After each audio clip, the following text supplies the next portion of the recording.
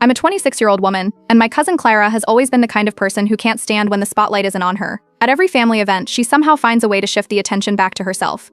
If someone is talking about a new job, suddenly she's had that job before and knows all about it. If someone starts a new hobby, Clara will loudly announce that she's been doing it for years, even if you know she just Googled it the night before. It's been like this for as long as I can remember, but most people just roll their eyes and let her carry on because it's easier than arguing. I've been with my boyfriend Daniel for 2 years now. He's nothing like the kind of guys Clara usually brings around.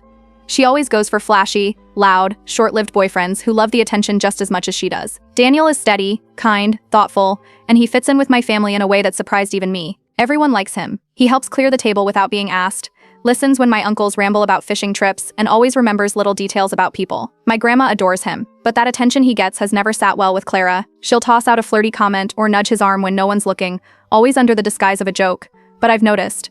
At Thanksgiving last year, Clara made one of those jokes louder than usual. While everyone was sitting around the table, she laughed and said that Daniel would make the perfect husband. People chuckled, thinking it was harmless, but the way she said it felt pointed. Daniel just smiled politely and didn't respond, but I caught the look in her eye.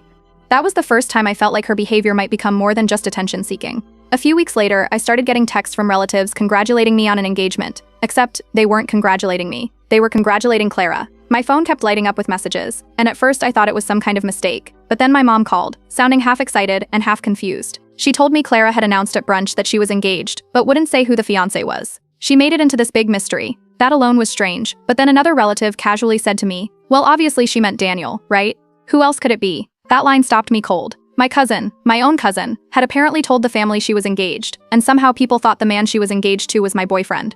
I remember just sitting there trying to process how ridiculous it sounded, until I asked Daniel about it. He was blindsided. He had no idea what I was talking about and thought I was joking at first. When he realized I was serious, he was just as shocked as I was. Not long after, Clara started posting pictures on social media of rings. Not professional photos or anything, just her hand with some costume jewelry that looked inexpensive and poorly made. She angled them to look like engagement photos, captioned them with vague things like "so lucky" and "forever starts now," but never once mentioned who the guy was. My family group chat lit up with people congratulating her. Some asked questions, but Clara dodged every one of them. She would just hint that her fiancé was someone everyone already knows and adores, which only made things worse. Every hint pointed straight at Daniel.